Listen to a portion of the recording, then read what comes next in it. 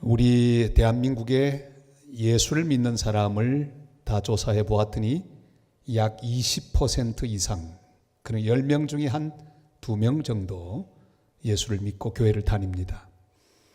우리 부산에서도 성시와 운동본부에서 최근 그 조사를 해 보았습니다. 그랬더니 350만 중에 드디어 10%를 넘어서 40만이 되었습니다. 그러니까 11%가 되었습니다. 대단한 성장입니다. 그런데 이 예수 믿는 한 사람 한 사람을 다 조사를 해보았더니 그 사람 한 사람 한 사람이 주님 앞에 나오게 된 동기들이 다 각각 달랐습니다. 전부 교회에 나오게 된 그 계기도 달랐습니다. 지난 주간에 저는 한 사람의 간증을 들었습니다. 이분은 대구 사람인데 사업을 하고 아주 공부도 많이 한 사람이었습니다.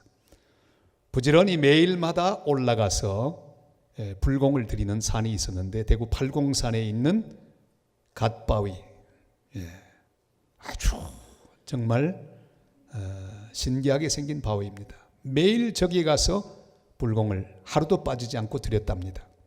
그런데 어느 날 무릎 꿇고 불공 드리고 있는데 갑자기 음성이 들리더랍니다. 내려가서 성경을 읽어라. 그래서 책방을 뒤졌답니다. 어느 헌책방 골목에 가서 성경 한 권을 사가지고 그것을 읽기 시작했는데 그것을 읽다가 마음에 감동을 받고 하나님 앞에 나와서 예수 믿고 구원받은 사람이 됐다고 하는 간증을 들었습니다. 이와 비슷한 사건이 또 있습니다. 유명한 베스트셀러 저자가 되는 참회록의 저자 어거스틴, 유명한 지도자입니다. 그는 18살 때 사생자를 낳았던 아주 방탕한 젊은이였습니다.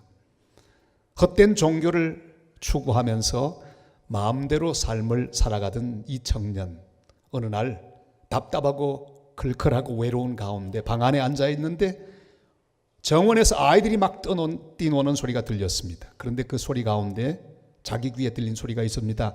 책을 집어 읽어라. 그 옆에 있는 성경을 펴서 읽기 시작했습니다. 하필이면 로마서 13장 11절로 14절 말씀이었습니다. 우리 한번 읽어볼까요? 또한 너희가 이 시기를 알거니와 자다가 깰 때가 벌써 되었으니 이는 이제 우리의 구원이 처음 믿을 때보다 가까웠음이라. 밤이 깊고 낮이 가까웠으니 그러므로 우리가 어둠의 일을 벗고 빛의 갑옷을 입자. 낮에와 같이 단정히 행하고 방탕하거나 술 취하지 말며 음란하거나 호색하지 말며 다투거나 시기하지 말고 오직 주 예수 그리스도로 옷 입고 정욕을 위하여 육신의 일을 도모하지 말라. 아멘. 어거스틴은 그 말씀을 읽으며 감동을 받고 자기의 잘못된 삶을 다 회개했습니다. 그리고 훌륭한 지도자가 되었습니다. 이슬람권에 있는 사람들 회심한 간증을 들어보면 그들에게 복음 전할 사람이 없기에 주로 그들은 꿈속에서 하나님을 만나고 예수를 믿게 되었다는 고백들을 많이 합니다. 그러나 이런 건 다 특별한 경우들이고 보통은 사람을 통해서 우리를 초대하십니다. 사람을 통해서 우리에게 말씀하고 사람을 통해 우리를 인도하는 경우가 대부분입니다. 저도 그랬습니다. 골목에서 놀고 있다가 어떤 사람이 저에게 복음을 전해서 저는 그 청년을 따라갔습니다. 그리고 예수를 믿게 되었습니다. 가족이나 친구를 통해 우리를 하나님께서 부르십니다. 먼저 예수님을 따라갔던 안드레라는 사람이 성경에 나옵니다. 그가 예수님을 믿고 난 다음에 집으로 돌아와 자기 형인 베드로에게 복음을 전했습니다. 형, 우리 가보자. 그렇게 해서 이 베드로가 예수를 믿고 훌륭한 예수님의 제자가 되었습니다. 어떤 계기로 주님 앞에 나오셨던지 그건 그렇게 중요하지 않습니다. 이런저런 여러 가지 이유로 주님 앞에 나오게 되는데 가장 중요한 것은 우연히 오게 된 사실이 아니라는 사실입니다. 주님 앞에 나온 한 사람도 우연히 그냥 오다 가다 나온 사람은 없습니다. 주님 말씀하십니다. 요한복음 6장 44절 말씀 다 같이요. 나를 보내신 아버지께서 이끌지 아니하시면 아무도 내게 올 수 없으니 오는 그를 내가 마지막 날에 다시 살리리라. 아멘. 예수님께서 우리 한 사람 한 사람을 불러주셨습니다. 주님이 부르지 않으면 주님 앞에 올 사람 아무도 없습니다. 오늘 우리의 초대를 받고 주님 앞에 나오신 여러분, 그냥 나오신 것 같지만 사실은 하나님이 부르지 않고는 아무도 하나님 앞에 나올 자가 없다고 하셨습니다. 부름을 받고 오늘 여기 오신 것 진정으로 축하를 드립니다. 그러면 왜 부르셨을까요? 그는 우리의 피곤하고 지친 상태를 아시기 때문입니다. 우리를 향해 주님은 말씀합니다. 수고하고 무거운 짐진 자들아, 그렇게 말씀하십니다. 우리가 짐을 지고 있는 걸 알고 계십니다. 우리가 수고하고 있는 것을 주님이 알고 계십니다. 28절 말씀 다 같이 읽겠습니다. 수고하고 무거운 짐진 자들아 다 내게로 오라. 내가 너희를 쉬게 하리라. 아멘. 우리를 지으신 하나님께서는 우리의 상태가 어떤지를 아십니다. 우리가 얼마나 피곤하게 사는지를 알고 계십니다. 우리 인생의 짐이 얼마나 무거운지도 알고 계십니다. 우리가 얼마나 지쳐 있는지도 주님은 아십니다. 우리에게는 여러 짐들이 있습니다. 매일매일 우리가 감당해야 할 어마어마하게 무거운 짐들을 우리는 가지고 있습니다. 가족을 부양하는 짐이 있습니다. 그래서 힘들어도 직장에 출근을 합니다. 힘들어도 사업을 하고 돈을 법니다. 왜요? 부양이라고 하는 짐이 우리에게 있기 때문입니다. 염려의 짐이 있습니다. 생활의 짐이 있습니다. 모든 어머니 아버지들이 지고 있는 짐은 엄청나게 무겁습니다. 그뿐 아니라 아이들도 짐이 무겁습니다. 이제 곧 수능 시험이 다가오는데 얼마나 초조하게 공부하고 있는지, 우리 아이들도 무거운 인생의 짐을 지고 지금 열심히 공부하고 있습니다. 그러면 은퇴하고 나면 짐이 없을까요? 그렇지 않습니다. 한 번은 은퇴하신 분의 이야기를 들었습니다. 제가 그랬죠. 아이고, 이제 다 은퇴하고 모든 책임 이제 다 벗어놓고 편안하시겠습니다. 그랬더니 하는 말이, 그건 모르시는 말씀입니다. 아침에 날이 밝았는데 아무것도 할 일이 없는 그 짐이 얼마나 무거운지 아십니까? 여러분, 할 게 하나도 없는 것, 그것은 무거운 짐 중에 짐이랍니다. 우리 인생에 모든 짐이 있습니다. 죄책감의 짐이 있습니다. 자기만 알고 있는 말할 수 없는 후회의 짐이 있습니다. 남에게 말할 수 없는 깊은 고민의 짐이 우리에게 있습니다. 제가 몇 년 전에 잠깐 평양을 방문하게 되었을 때, 그 이북에서는 가장 잘 사는 도시인데도 불구하고 사람들의 행색이 초라하기 거지없었습니다. 근데 사람들마다 짐을 다 지고 길을 가고 있었습니다. 참 궁금해서 안내원에게 물었습니다. 저 도대체 무슨 짐을 저렇게 지고 다닙니까? 그랬더니 안내원이 이렇게 대답을 했습니다. 내래 그걸 어떻게 알가시오? 뭐 필요한 거 가지고 다니겠디요 뭐. 말을 해주지 않았습니다. 그러나 저는 짐작했습니다. 얼마나 살기가 어려운지. 길을 났으면 짐을 하나 지고 길에서 발견하는 모든 것들을 집어넣고 자기들을 생존하기 위하여 그 짐들을 지고 다니고 있다는 짐작을 했습니다. 빨리 가서 한번 짐을 벗겨봤으면 좋겠는데 그럴 수는 없었습니다. 우리 모두는 짐을 지고 있습니다. 성경 다음으로 인류에게 가장 많이 읽힌 책이 있습니다. 거기 바로 존 버년이 지은 철로 역정입니다. 거기 주인공이 등장하는데 그의 어깨에는 짐이 있었습니다. 무거운 짐을 지고 얼마나 힘겹게 길을 갔는지 벗으려고 해도 벗을 수가 없었습니다. 그런데 한 언덕을 이렇게 낑낑대며 땀을 흘리며 올라가는데 언덕 꼭대기에 한 나무가 있었습니다. 그것을 붙드는 순간에 떼굴떼굴 짐이 굴러가는 대목이 나옵니다. 이것은 바로 모든 인류가 지고 있는 죄의 짐, 저주의 짐, 사망의 짐, 이 짐들을 지고 올라가다가 저 갈보리 나사렛 예수 그리스도가 십자가에 못 박혀 돌아가신 그 귀한 사랑의 십자가, 그 십자가를 믿음으로 붙잡는 모든 자가 그 무거운 짐들을 다 벗게 된다고 하는 귀중한 비유가 있는 이야기였습니다. 주님께서는 우리의 무거운 짐과 우리 인생의 수고를 잘 아십니다. 어떻게 아실까요? 하나님의 아들이 어떻게 우리 인간의 수고를 아실까요? 그가 경험해 보았기 때문입니다. 그는 힘없는 로마 식민지의 가난한 집 장남으로 태어났습니다. 그의 조국은 형편없이 핍박받고 고통받는 약소국이었습니다. 그가 태어난 집은 부자집도 아니고 가난한 목수의 장남으로 태어났습니다. 어릴 때부터 그는 가족의 생계를 책임지지 않으면 안 됐습니다. 그는 동족들의 미움을 받았습니다. 그리고 제자들의 배반을 경험했습니다. 그를 따라다녔던 12제자는 전부 그를 배반하고 도망가고 말았습니다. 경제적인 어려움을 경험하셨습니다. 전세방 한 칸도 없이 주님은 사셨습니다. 여우도 그리고 공중에 나는 새도 깃들일 집이 있으되 인자는 머리 둘 것도 없도다. 그렇게 말씀하셨습니다. 무엇보다 그는 죄 없이 무거운 십자가를 지고 피 흘리며 돌아가셨습니다.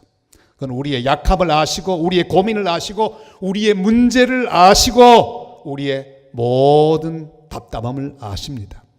그 예수님이 우리를 초대하고 계십니다. 수고하고 무거운 짐진 자들아 다 내게로 오라. 그렇게 우리를 초대하고 있습니다. 이 무거운 짐과 인생의 고민, 이 고민을 해결하는 방법으로 아주 쉬운 방법을 우리에게 제시합니다. 내게로 오라.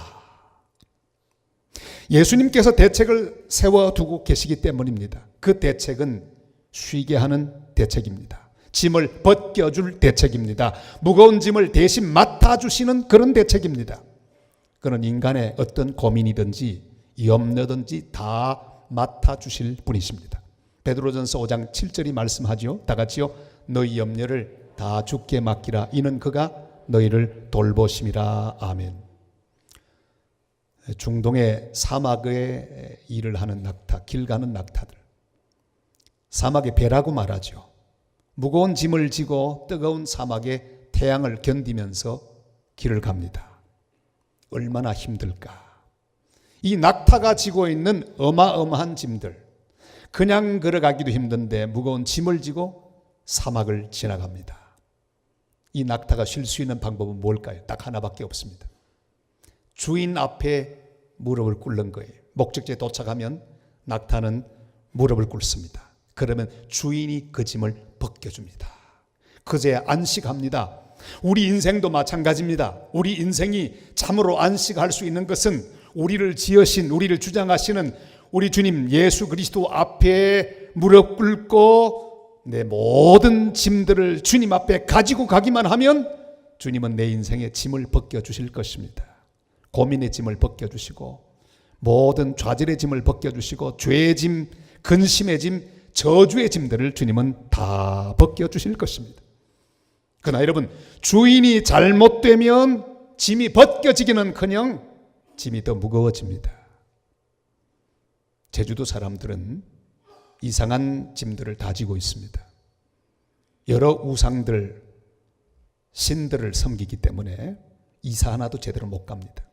한 번은 가보았더니 세상에 온통 제주시 전체가 이사하는 차들로 가득 차 있었습니다. 사람들이 전부 이사하느라고 정신이 없습니다. 물어보았더니 신구간이래요.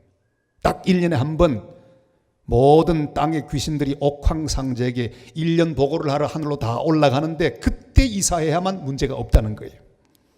이삿짐이 얼마나 비싼 돈을 내고 차를 빌려서 이사를 하는지. 짐을 지고 있습니다. 주인이 잘못되면 무거운 짐을 질 수밖에 없습니다. 몇 년 전에 인생에 대해서 고민하고 참된 삶의 방향을 찾던 김군이라고 하는 청년, 그가 인터넷을 통해서 IS를 접속하게 되었습니다. IS는 그에게 여러 가지 보장을 했습니다. 월급도 주고 또 모든 것을 다 보장하고 인생의 행복도 목표도 의미도 주겠다는 그런 보장을 받고 터키를 통해서 그는 국경을 넘었습니다. IS에 가담했습니다. 그러나 밝혀진 바로는 김군은 그들에 의하여 작전을 나갔다가 목숨을 잃은 것으로 밝혀졌습니다. 방향이 틀렸습니다. 함부로 가서 짐을 맡기면 안 됩니다. 도로 그 짐이 무거워지게 될 것이기 때문입니다. 앙리 샤리엘이라고 하는 프랑스 사람이 있었습니다. 하루는 술집에 가서 술을 마시고 있는데 그 옆집에서 살인 사건이 났습니다. 마침 실적 올리기에 급급한 검사가 있었는데 그를 기소했습니다. 죄도 없는 그에게 죄를 뒤집어 씌워서 살인죄로 투옥되었습니다. 남미 가이아나 한 섬에 투옥이 되었습니다. 그는 몇 차례 탈옥을 감행했습니다. 그러다가 잡혀서 독방에서 2년 동안이나 음식도 제대로 먹지 못한 채 딱정벌레를 먹으면서 생존합니다. 이 지옥의 섬에서 드디어 그는 탈출합니다. 10년 만에 바다를 건너 그는 베네수엘라 카라카스에 도착했습니다. 그의 이야기는 영화로도 소개되었습니다. 바로 그 유명한 빠삐용. 그가 책을 썼습니다. 무려 150만 부나 발간이 되었습니다. 유명인사가 되었습니다. 식당을 운영하여 거부가 되었습니다. 그에 관한 이야기는 카라카스의 아침이라고 하는 그런 책으로도 다 밝혀져 있습니다. 어떻게 됐을까요? 그는 그만 도박 중독에 빠지고 말았습니다. 그러다가 1973년 암으로 쓸쓸하게 죽었습니다. 여러분, 아무리 감옥을 벗어나고 탈출해도 돈을 벌고 유명해져도 바른 방향으로 가지 않는 인생은 보장이 없습니다. 그래서 주님이 초대하십니다. 다 내게로 오라. 주 예수 그리스도에게로 가야만 안식이 있습니다. 평안이 있습니다. 행복이 있습니다. 내게로 오라, 내가 쉬게 하리라 말씀하십니다. 예수 그리스도만 우리의 인생에 진정한 안식을 주십니다. 오직 예수 그리스도만 우리의 모든 짐을 맡아주십니다. 오직 예수 그리스도만 우리를 쉬게 하십니다. 사도행전 4장 12절에 이렇게 말씀하죠. 다 같이요. 다른 이로서는 구원을 받을 수 없나니 천하 사람 중에 구원을 받을 만한 다른 이름을 우리에게 주신 일이 없음이라 하였더라. 아멘. 오늘 주님 앞에 나온 사랑하는 VIP 여러분, 예수님께 오면 우리 주님께서 우리에게 선물을 주십니다. 오늘 오신 여러분에게 우리 교회가 준비한 선물이 있습니다. 그것은 여러분이 내 가족이 아주 행복하게 모여서 커피를 드시라고 잔 4개를 이렇게 다 이쁘게 포장해서 드렸습니다. 오늘 그것보다 더 좋은 4가지 선물을 주님은 준비하고 계십니다. 보통 영어 단어 P로 시작하는 4단어입니다. 제일 먼저 P는 우리에게 주님은 죄의 사함을 주십니다. pardon. 죄의 사함을 주십니다. 그뿐 아니라 우리에게 power. 우리 인생에 능력을 주시고 힘을 주십니다. 그뿐 아니라 우리 마음에 peace. 평화를 주십니다. 더 놀라운 것은 우리 인생에 새로운 목적을 주십니다. purpose. 이 4가지 P를 오늘 꼭 선물 받아 가시기를 바랍니다. 우리의 죄를 용서하시고 인생의 능력을 더하시며 평화를 주시고 삶의 목적을 주시는 이 귀한 선물을 마음으로 받고 인생의 목적을 선물 받는 복된 시간 되시기를 주님의 이름으로 축복합니다. 우리 인생을 쉬게 하는 주님의 방법으로 우리를 향해 내게로 오라 이렇게 말씀하셨습니다. 그것뿐 아니라 한 걸음 더 나가서 함께 멍에를 매자 그렇게 우리를 초청하시고 또 부탁하십니다. 29절 말씀을 다 같이 읽겠습니다. 나는 마음이 온유하고 겸손하니 나의 멍에를 메고 내게 배우라. 그리하면 너희 마음이 쉼을 얻으리니. 아멘. 우리 인생의 짐은 주님께 맡기라고 말씀하셨습니다. 그리고 새로운 멍에를 우리에게 주셨습니다. 그러니까 교환하자, 짐을 바꾸어 지자 그런 말씀입니다. 1932년은 우리 한국 민족이 꼭 기억해야 할 그런 해입니다. 바로 그 유명한 황구공원에 폭탄을 던지고 중국 사람들과 일본 사람들의 마음을 서늘하게 만들었던 윤봉길 의사가 바로 거사를 한 해이기 때문입니다. 그가 홍구공로로 출발하기 전에 바로 김구 선생을 만났습니다. 선생님, 시계 좀 보십시다. 아, 내 시계 낡은 거야. 그거 얼마짜리입니까? 10원짜리야. 가다가 서다가 해. 선생님, 제가 낀 이 시계는 50원짜리입니다. 거의 새 것입니다. 잘 맞습니다. 저하고 바꾸어 차시죠? 아니, 왜? 선생님, 저는 이제 1시간 뒤면 죽습니다. 그러니까 낡은 시계도 괜찮습니다. 그러나 선생님은 이 시계를 차시고 그 조국 독립의 그날까지 열심히 싸우셔야 합니다. 그리고는 시계를 바꾸어 찼습니다. 김구 선생은 눈물 흘리며 그 시계를 받았다고 합니다. 그리고 윤봉길 의사는 홍구공원에 가서 거사를 하고 민족의 재단 앞에 피를 뿌렸습니다. 사랑하는 여러분, 우리 주님 예수 그리스도, 바로 예수님은 십자가에서 우리의 모든 죄를 위하여 죽으셨습니다. 주님은 우리와 더불어 바꾸기를 원하셨습니다. 우리의 모든 죄와 허물과 모든 저주와 슬픔, 고통을 다 대신 지시고 십자가에 죽으셨습니다. 그리고 대신 우리에게 기쁨을 주시고 행복을 주시고 구원을 주시고 새로운 인생의 목표를 주셨습니다. 이제는 사랑하며 살아야 합니다. 섬기며 살아야 합니다. 나누며 살아야 합니다. 용서하며 살아야 합니다. 주님과 함께 살면서 주님 원하는 일을 하고 살 때만 우리 마음은 쉼을 얻게 되어 있습니다. 내 욕심만 채우면 결국 마음이 괴로워집니다. 자기만 위해 살면 더 마음이 부담스러워집니다. 내 기분만 좋으려고 남을 기분 나쁘게 하면 결국은 나도 기분 나쁘게 되어져 있습니다. 기분이라고 하는 한자는 이렇게 씁니다. 그러니까 나누어지는 기운. 그러니까 우리가 나눌 때만 기분이 좋게 되어 있습니다. 물질을 나누고 사랑을 나누고 격려를 나누고 위로를 나눌 때 우리의 기분은 올라가게 되어 있습니다. 그런데 만약에 다른 사람을 착취하고 다른 사람 기분 나쁘게 하고 다른 사람을 해롭게 하면 내 기분 나쁘게 되어 있어요. 최순실 게이트의 핵심이 무엇입니까? 자기 배만 채우고 자기 딸만 이대 보내고 자기 딸만 승마선수로 키우고 다 자기 사람만 심고 자기 욕심만 채워서 모든 국민이 기분 나쁜 거 아닙니까? 여러분, 자기 배만 채우면 자기 인생도 나쁘게 되어 있습니다. 주님은 우리와 함께 우리의 인생 멍에를 매기를 원하십니다. 나 혼자 무겁게 짐지며 가지 말고 주님을 오늘 초대하시기를 바랍니다. 내 모든 무거운 것, 누추한 것, 약한 것은 주님께 다 맡겨드리고 주님이 나에게 새롭게 주시는 새로운 인생의 목적, 주님이 주시는 기쁨과 능력과 행복을 선물 받고 주와 함께 살아가는 복된 인생의 주인공들이 되시기를 바랍니다. 이스라엘 농부들은 밭을 가는데 특별한 방법을 사용합니다. 우리는 보통 소 한 마리로 사용하지만 이스라엘은 소 2마리를 끌게 합니다. 그렇게 밭을 갑니다. 한 마리가 좀 비실비실하고 경험이 없어도 괜찮습니다. 옆에 있는 소가 일 잘하게 되면 왼쪽 소는 그냥 공짜로 먹습니다. 주님이 하시는 말씀이 그 말씀입니다. 함께 멍에를 지자 그랬어요. 여러분, 우리는 약합니다. 부족합니다. 무능합니다. 문제도 많이 있습니다. 그러나 우리 주님 예수 그리스도는 완전하시고 지혜로우시고 우리 주님은 강하시고 모든 것을 다 아십니다. 그가 우리와 함께 인생의 밭을 갈기를 원하십니다. 그분을 모시기만 하면 됩니다.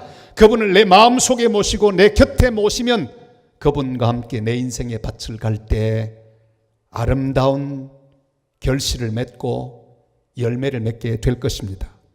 세상에 이런 일이라고 하는 그런 TV 프로그램이 있는데 한번 보았더니 선천성 뇌성마비 환자인 31살 이기독 씨에 관한 이야기였습니다. 그는 잘 걷지도 못합니다. 그런데 그의 아버지가 그를 묶어서 뒤에 줄을 메어서 붙들고 걷습니다.